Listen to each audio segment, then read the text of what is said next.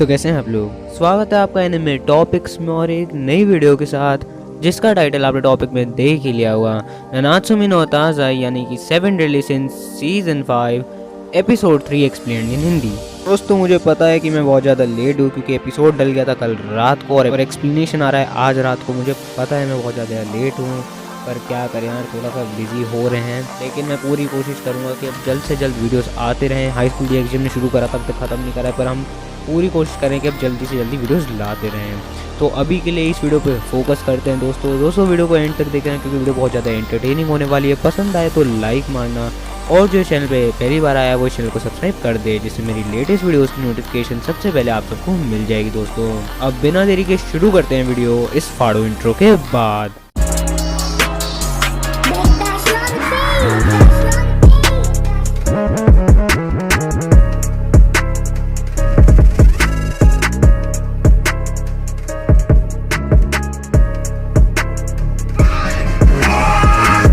तो दोस्तों एपिसोड की शुरुआत में दिखाते हैं कि माइल्ड बता रहा है मेलियोडस और बान को कि किसको पता था कि डीमन किंग ही एक रास्ता है जो उसको उसके छोटे भाई से मिला सकता है। अब माइल्ड बताता है कि उसने डीमन किंग से बहुत बार लड़ाई की है, पर हमेशा डीमन किंग ने उसको हरा दिया है। अब माइल्ड एक गाना गाता है जो कि वो हॉक को सुनाता था जब वो छोटा बच्चा था। अब इसके बाद बान मेलियोडस से उसके छोटे भाई के बारे में पूछता है। अब मेलियोडस बताता है कि वो बड़ी बोरिंग स्टोरी है, पर तब भी मैं सुना देता हूँ तुम्हें। अब इसके बाद इंट्रो शुरू होता है और मैं अभी भी बोलता हूँ कि यार इस बार के 7 डेडली सिंस के सीज़न 5 का इंट्रो ओपी है, तो उसको ज़रूर देखना। अब इंट्रो ख़त्म होने के बाद मेलियोडस बताता है कि उसके 2 छोटे भाई हैं, जेल्ड्रिस और एस्टेरोसा। अब मेलियोडस बताता है कि वो एक कैंडिडेट था डीमन किंग बनने के लिए और वो लीडर था 10 कमांडमेंट्स का, पर उसको ये सब पसंद नहीं था, यानी कि उसको डीमन किंग बनना नहीं पसंद था। वो एक के बाद एक वॉर लड़ता गया डीमन की तरफ से, जबकि उसको पता था कि वॉर फालतू में हो रही है, इसका कोई पॉइंट नहीं है। उसके बावजूद भी वो डीमंस के साथ लड़ रहा था और जेल्ड्रिस उसको बहुत मानता था, यानी कि बहुत ज़्यादा एडमायर करता था। वो बहुत ही सीरियस और डीमंस के लिए अपनी जान भी दे सकता था। और मेलियोडस को कभी भी ये समझ नहीं आया कि वो डीमंस के लिए इतना क्यों कमिटेड है। अब मेलियोडस बताता है कि उसी समय के दौरान वो एलिजाबेथ से मिलता है और उससे मिलने के बाद उसकी लाइफ पूरी बदल जाती है। अब उसको पता था कि उसको एलिजाबेथ को प्रोटेक्ट करना है, उसके पास एक ऐसी इंपॉर्टेंट चीज़ है जिसको उसको प्रोटेक्ट करना है। और उसी समय वो जेल्ड्रिस को समझ पाया कि जेल्ड्रिस भी डीमन से इतना कमिटेड इसलिए है क्योंकि उसके पास भी एक इम्पॉर्टेंट चीज़ है जिसको वो बहुत टाइम से प्रोटेक्ट करता आ रहा था। अब जेल्ड्रिस को दिखाते हैं कि वो किसी से मिलने जा रहा है जंगल में। अब दिखाते हैं कि जेल्ड्रिस गेल्डा से मिलने आया है जो कि उसका प्यार है और वेम्पायर क्लैन की एक पार्ट। अब गेल्डा बताती है कि अगर डीमन किंग को पता चल गया हमारे बारे में तो वो हमें मार तो नहीं देंगे क्योंकि हम तो सिर्फ उनके सर्वेंट्स हैं। तो जेल्ड्रिस बोलता है ऐसा कुछ नहीं होगा और मैं तुम्हें प्रॉमिस करता हूँ कि मैं तुम्हें प्रोटेक्ट करूँगा। और ये सुनकर गेल्डा बहुत खुश होती है। उसी समय मेलियोडस और एलिजाबेथ ने कसम खाई थी इस वॉर को ख़त्म करने की, जिसके वजह से मेलियोडस को डीमंस को बिट्रे करना पड़ा। पर उसने ये नहीं सोचा था कि उसके ये स्टेप लेने से जेल्ड्रिस को बहुत सफ़र करना पड़ जाएगा।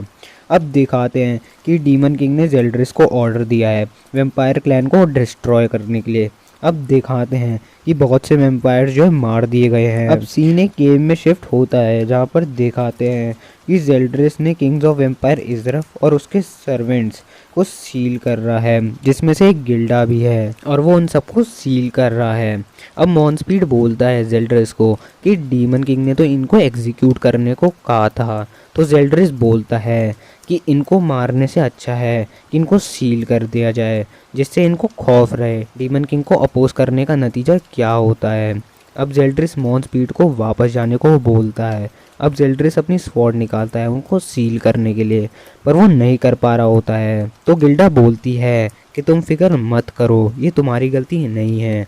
ये सुनकर जेल्ड्रिस को रोना आता है। अब वो उनको सील कर देता है ये कहते हुए कि एक दिन वो तुम सबको बचाने वापस आएगा। अब 3000 साल बाद जब जेल्ड्रिस अनसील होता है तो वो वापस उस केव में जाता है, पर वो देखता है कि वो सील जो उसने वेम्पायर्स पर लगाई थी वो टूट चुकी है। अब जेल्ड्रिस जब केव से बाहर आता है तो उसे एक आदमी मिलता है जो बताता है कि 12 साल पहले लियोनस के कुछ नाइट्स यहाँ पर आए थे वेम्पायर्स को मारने के लिए, क्योंकि वो वेम्पायर्स की जो सील थी वो अनसील हो गई थी। तो जेल्ड्रिस पूछता है कि क्या वो वेम्पायर्स मारे गए। अब वो आदमी बताता है कि ऑफ कोर्स वो मारे गए, और उस ग्रुप का नाम जिन्होंने उस वेम्पायर को मारा था उसका नाम नानात्सुमी नो ताइज़ाई है, यानी कि 7 डेडली सिंस। और ये सुनकर जेल्ड्रिस की फट के हाथ में आ जाती है। अब एपिसोड प्रेजेंट में आता है जहाँ पर दिखाया जाता है कि अब मेलियोडस बता रहा है कि इसलिए जेल्ड्रिस उससे बहुत गुस्सा है और नाराज़ है क्योंकि उन्होंने उन वेम्पायर्स को मार दिया। अब इसके बाद जो वाइल्ड है वो एस्टेरोसा के बारे में पूछता है मेलियोडस से। तो मेलियोडस बोलता है कि वो बाद में, यानी कि वो बाद में बताएगा एस्टेरोसा की कहानी। अब सीन शिफ्ट होता है डीमन टेरिटरी में, जहाँ पर दिखाते हैं कि जेल्ड्रिस ने सबको बहुत बुरी तरह से चोटिल कर दिया है। अब जेल्ड्रिस बोलता है कि उसके पास बहुत कम टाइम है और अब वो नेब्यूला की पावर डबल कर देता है। अब दिखाते हैं कि मेलियोडस ने पिछले सीजन में जेल्ड्रिस के कान में कुछ बोला था, जिसके वजह से जेल्ड्रिस मान गया था मेलियोडस को डीमन किंग बनाने के लिए। तो मेलियोडस ने जेल्ड्रिस को ये बोला था कि गेल्डा अभी भी जिंदा है और उसने उसको वापस से सील कर दिया था। और अब वो जेल्ड्रिस से बोलता है कि सही समय आने तक का वेट करो। अब उसी दौरान मर्लिन के लग जाती है और उसके खून आ जाता है, और ये देखकर एस्कनोर बावला हो जाता है। अब एस्कनोर जेल्ड्रिस के पास चलकर आ रहा है और ओमिनस नेबुला से उसको कोई फ़र्क नहीं पड़ रहा। अब चांडलर को पता चल जाता है कि ये मैजिक माइल का था, जो कि अब इस ह्यूमन में आ गया है। अब एस्कनोर बोलता है कि तुम तीनों ब्रदर्स को मेरे हाथों ही मरना है क्या। और अब एस्कनोर द वन के मोड में आ गया है, और अब एस्कनोर ने अपने अटैक डिवाइन स्वॉर्ड एस्कनोर की मदद से ओमिनस नेबुला का इफेक्ट ख़त्म कर दिया है। और अब इसके बाद डिवाइन स्पेयर एस्कनोर की मदद से एस्कनोर जेल्ड्रिस का खून निकाल देता है, और अब जेल्ड्रिस के मन में सिर्फ एक फ़ोटो आती है, गेल्डा। और इसी के साथ ये एपिसोड और ये वीडियो यही ख़त्म होता है। Thanks for watching this video दोस्तों अगर वीडियो अच्छी लगी हो तो लाइक मारो, एम करते हैं 25 लाइक्स का, कमेंट करो, और जो चैनल पे नए हैं वो इस चैनल को सब्सक्राइब कर दे, जिससे मेरी लेटेस्ट वीडियोस की नोटिफिकेशन सबसे पहले आप सबको मिल जाएगी दोस्तों। तो दोस्तों मैं भी जा रहा हूँ नेक्स्ट वीडियो बनाने के लिए, तब तक के लिए bye bye, be safe, sayonara.